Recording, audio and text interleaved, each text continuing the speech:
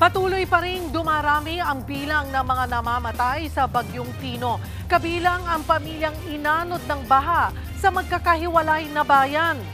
Live mula sa Compostela, Cebu, naasa frontline ng balita si John Aroa ng News 5 Visayas. John, kumusta mga kapatid nating Cebuano? Cheryl, isang linggo matapos kang manalasa itong Bagyong Tino dito sa probinsya ng Cebu ay nasa 79 pa rin ang hinahanap. Pinakamarami dyan dito sa Compostela. Katahong naanod nga tao. Tinangay ng baha sa kasagsagan ng Bagyong Tino ang pamilya Iburan, taga Compostela, Cebu sila. Dagat ang pagitan sa Camotes Island kung saan natagpuan kahapon ang bangkay ni Nanay Charmaine. Habang ang kanyang mister at dalawa nilang anak nauna nang natagpuan sa magkahiwalay na lugar sa bayan ng Liloan. Nakaburol na ang mag-aama. Masyado pa namang maalon kaya hindi pa maibiyahe ang labi ni Charmaine. Kwento ng kanilang kaanak, nakatira ang pamilya sa paanan ng bundok. Hindi sila agad nakalikas hanggang sa inabutan ng rumaragas ang baha. Grabe sakit.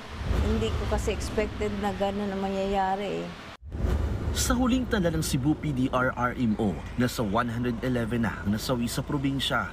Patuloy naman ang paghahanap sa mga nawawala. Habang ang mga survivor, problema naman ang gutom, gaya ni Tatay Mateo Arique.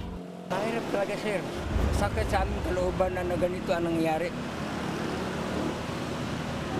Dahil hindi ko matanggap na ganito. Sakit talaga, sir. Bukod sa pagkain, problema rin ang supply ng tubig. Wala tuloy silang panlinis ng mga gamit. Isang linggo na ang nakalipas matapos hagupitin ng Bagyong Tino ang Cebu ay hindi pa rin nakukuha itong mga sasakyang ito na inanod ng malakas na ragasan ng tubig.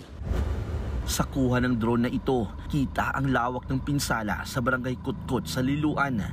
Na-wash out ng bagyo ang isang residential area.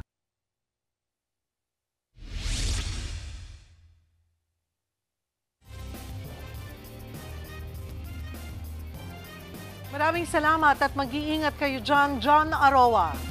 Mga kapatid, Cheryl Cosim po. Maging maalam at may pakialam sa mga napapanahong issue at headlines. Mag-follow at mag-subscribe na sa social media pages ng News 5.